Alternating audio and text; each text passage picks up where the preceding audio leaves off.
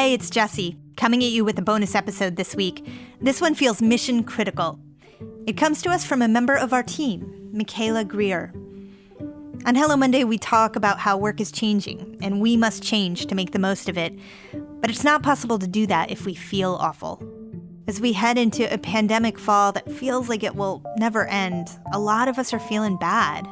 Burnt out, stressed, depressed. And Michaela pointed out that if we're not talking about that on our show, we can't even begin to have a career conversation. Here she is. 2020 has been one for the books. And if you're anything like me, some of those chapters have likely taken a toll on your mental well-being at one time or another. Dr. Rheeda Walker is a licensed clinical psychologist and tenured professor of psychology at the University of Houston.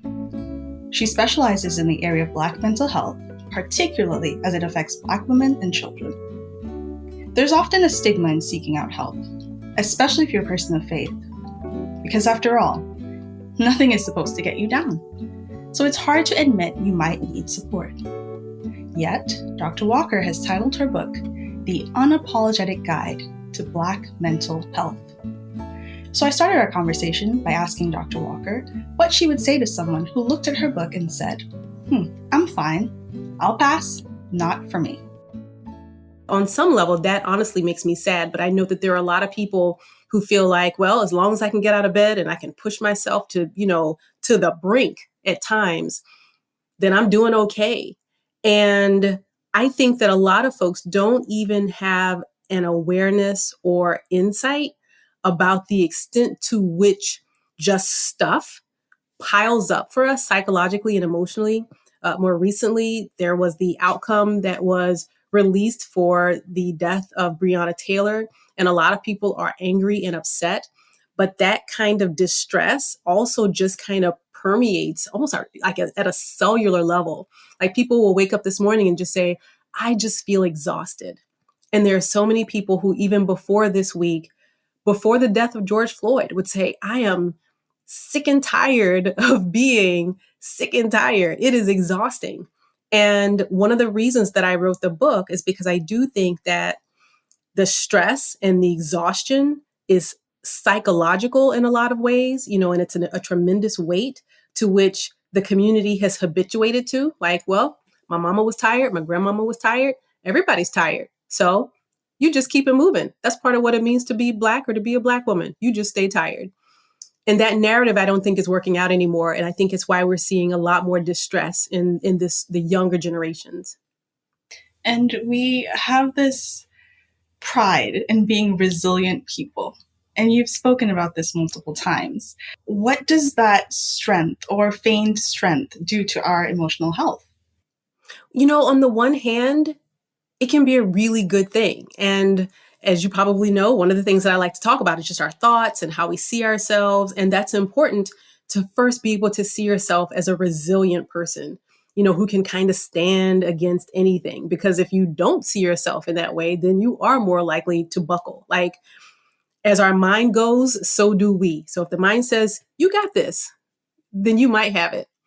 But there are limits to that. We can run ourselves into the ground and not even realize it because we're so accustomed to just going.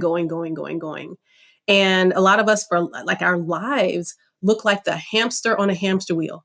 That hamster is just going. He's not getting anywhere. She's not getting anywhere. It's just going in circles. And we function less effectively because we're just exhausted and don't realize the impact of that exhaustion.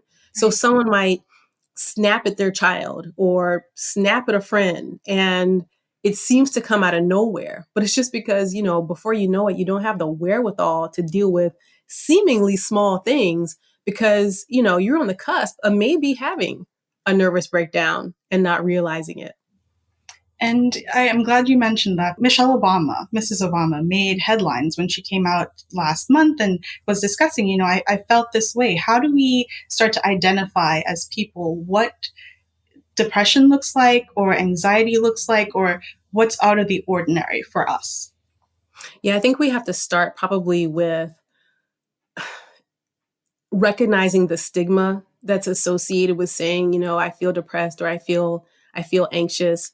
Because when we get sidetracked by what that means, because for a lot of people, saying that you feel depressed or saying that you feel anxious means that you're weak, means that you're not strong. It means that you're not resilient. And we first need to recognize that there's levels to this. And that's why I introduced in the book this idea or this notion of psychological fortitude, that you can give yourself a rating. Like, forget anxiety, forget depression. Think about your ability to just be able to function on a day to day basis. So if your tank is on empty, you're at about a zero. You can't cook meals. You can't help your 9-year-old coworker with their schoolwork. You can't take care of your health. A lot of us need to be exercising or at least getting outside, especially now, just moving around, moving our physical bodies. But you just don't have the wherewithal to do any of that because you're exhausted. And so if every individual is willing to give themselves a rating, so your psychological fortitude rating, 0 being tank is empty, I got nothing. And 10 being I'm cooking with grease. There are a few people who are at a 10 right now because there's so much going on. There's so much disruption. We can't connect willingly with family members or elder members of our family in particular and friends. And so it's hard to be able to take care of yourself, recognizing that you may be using some cognitive brain cells just dealing with stuff.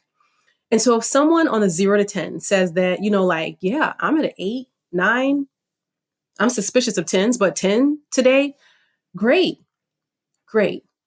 If they're at a 5 or lower and they find that they kind of hang out around 5, maybe 6, then they probably need to be making some adjustments.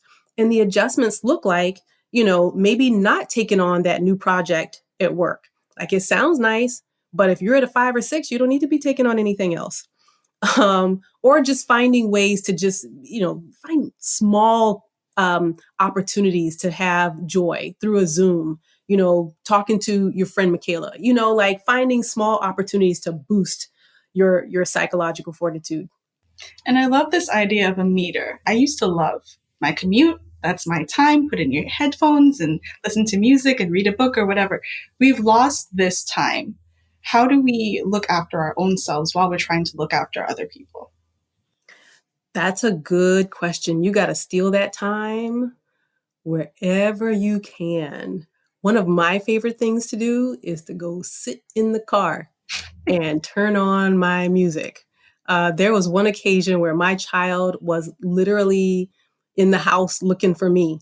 And I didn't know because I was in the garage in the car with my music playing quite loudly. And I was enjoying that music too.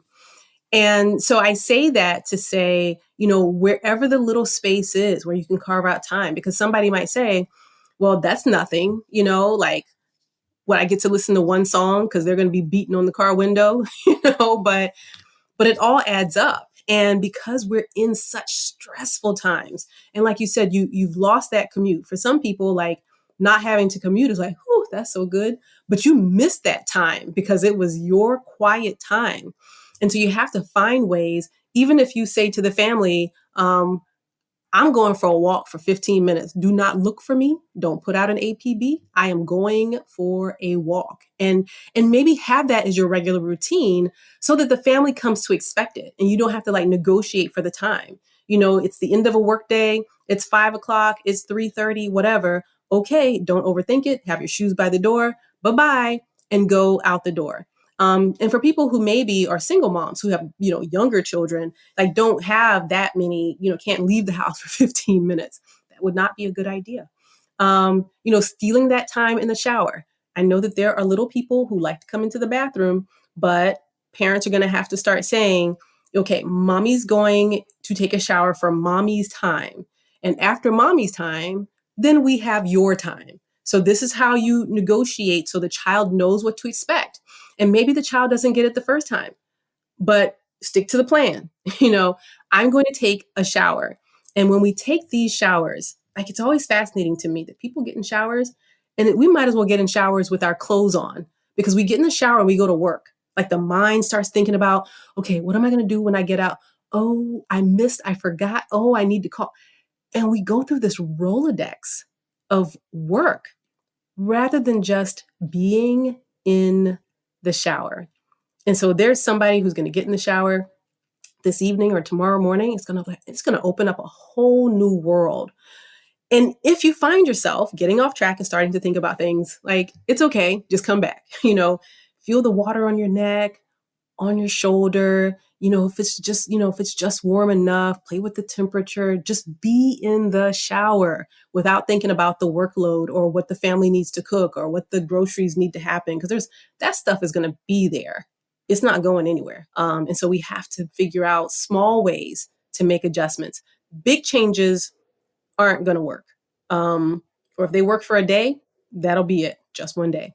So we have to have the accumulation of smaller changes and adjustments. And how do we get started on that? To say, I really love listening to what you have to say. I love your ideas.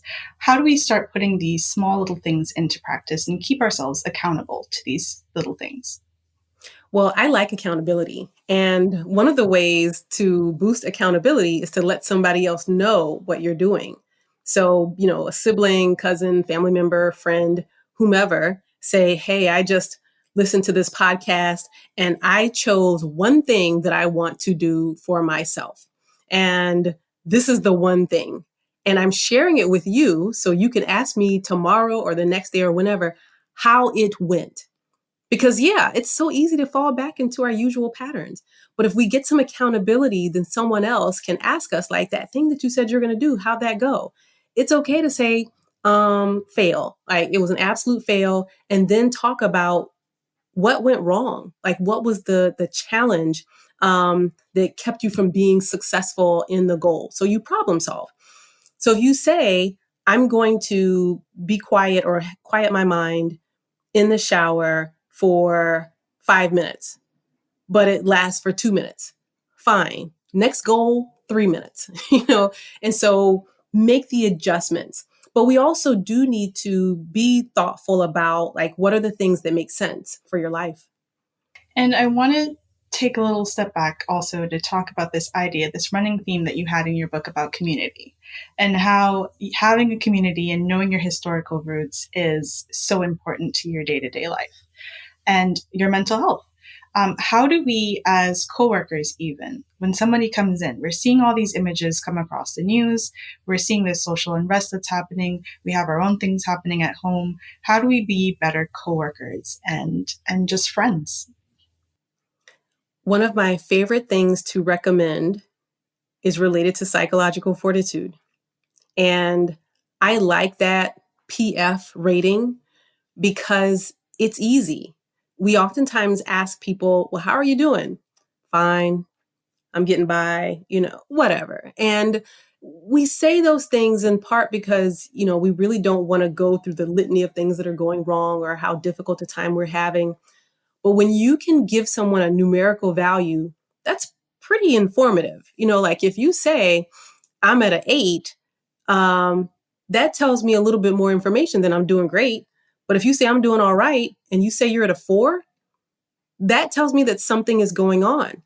And so I think that it'd be great if people can get into the habit. And since, one of my friends read the book, she now will ask me, randomly, what's your PF? The thing about the PF rating is that you don't have to do any of those, or you can do all of those.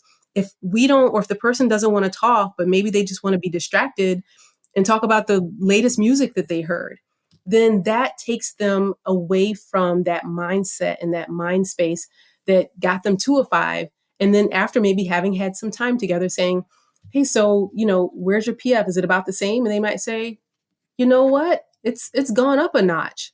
Huh.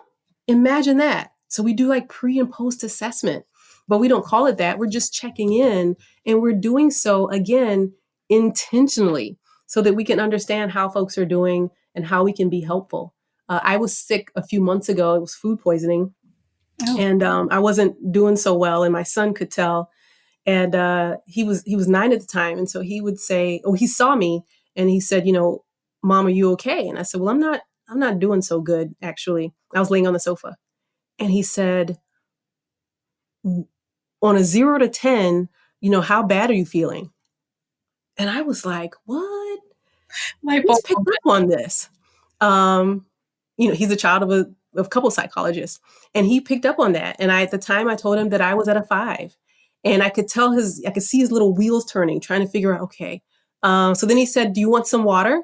And it was the sweetest thing. So he offered me some water because he knew that 5 wasn't so good. So he got me got me some water. Then he went to play video games. But otherwise, without that 0 to 10, he would have gone straight to play video games. Like, oh man, you're not doing so good. Okay, all right. Good luck with that. But I really appreciated that. That said to me how easy that is, that a 9-year-old little boy could ask his mom for a 0 to 10 and then realize, okay, let me do something because of where she is at a 5, and that's not so good. Right. Is there anything that you would love to tell your neighbor down the street or somebody you just met? What should we be doing? If you take nothing else from this conversation, what should I start doing today? Well, actually, it's something that I don't think I have said, which is please give yourself some grace. Just take your foot off the gas, if only for a few minutes. So I mentioned being in the shower and taking some time there, but sometimes it doesn't take all that. It just takes saying or acknowledging, I'm not in a good place. And I've not been in a good place for a while now. What might it take? Do I need to connect with someone? No, I can't get on a plane.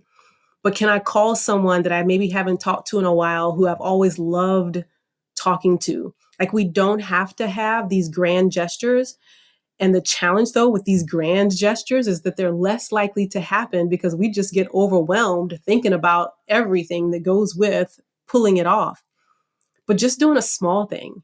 And for those who get paralyzed by their thoughts, like, I can't do this for another couple of months, or I can't take any more police initiated violence. Like, I cannot.